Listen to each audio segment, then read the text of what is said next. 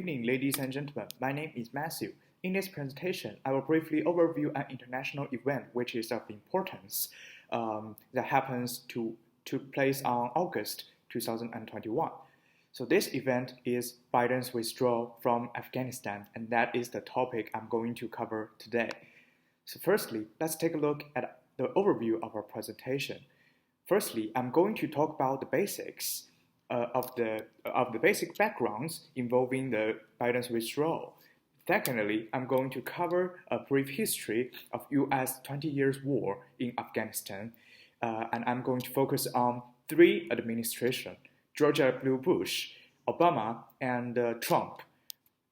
Moreover, I'm going to use a concept that I learned in this class, 4Ps, to analyze Biden's behaviors. Finally, I will provide my own analysis on the issue by using series of international relations. So let us begin.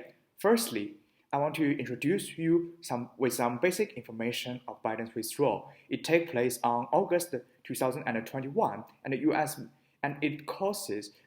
military death toll in the Afghan war since 2001 is roughly around 2,500, according to Holland and Honeycutt.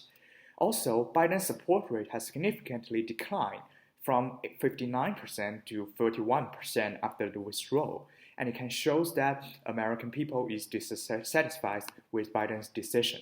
So that is for the basics. Next, I'm going to cover a brief history of the Afghan war by focusing on the three administrations.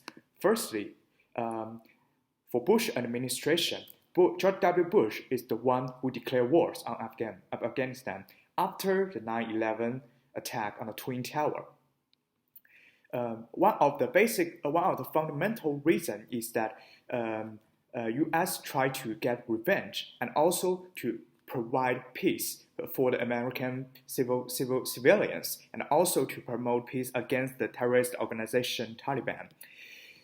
George W. Bush views Afghanistan as a beacon of hope in the Arab nations, and he also believes that America can be seen as the liberators.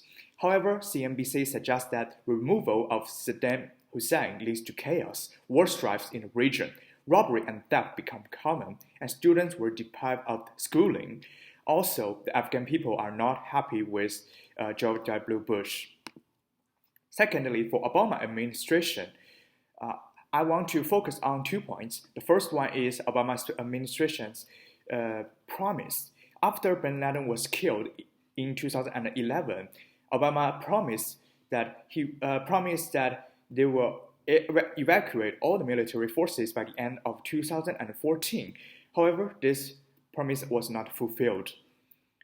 Also, according to General John F. Campbell, additional 1,000 U.S. troops were still present in 2014 in light of new military operation, and this shows that America does not intend to leave Afghanistan soon.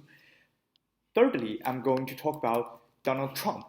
According to Afghan paper, senior officials in wars and offices confirms that the U.S. have no certainty to win the Afghan war, so they hide information to the public. Trump administration also increased the total number of military towards 11,000 rather than the previously stated 8,400.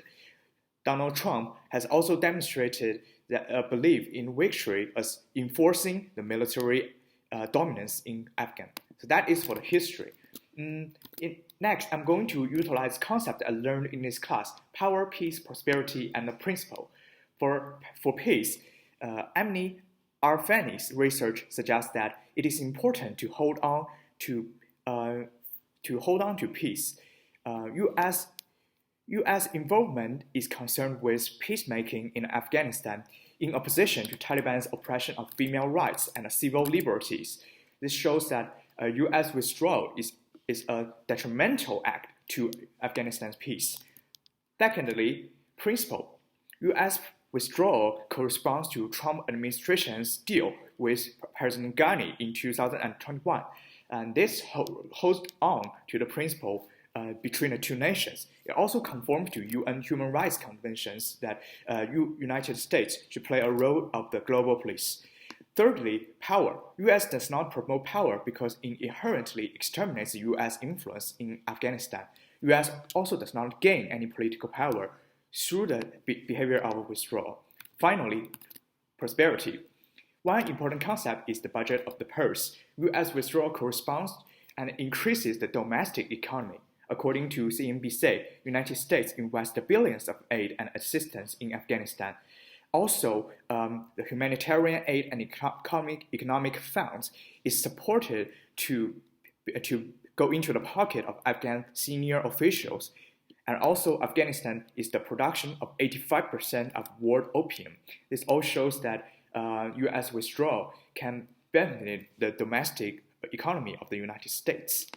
Finally, I want to describe this issue by using series of international relations. From a Marxist standpoint, we can know that big power cares about economic rather than economic a lot. Economic prevails in comparison with the regional conflicts in Afghanistan. Therefore, Biden made the decision to prioritize its domestic economy rather than solving the issues of human rights.